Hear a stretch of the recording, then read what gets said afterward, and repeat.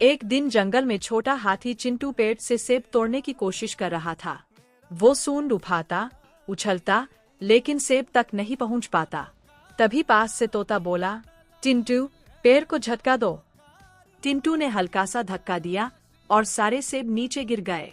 चिंटू खुश होकर बोला, मिलकर काम करो तो सब आसान होता है। तोता मुस्कुराया, अकल बड़ी या बल, आज समझ गया। संदेश: बुद्धि और सहयोग दोनों की ताकत सबसे बड़ी होती है।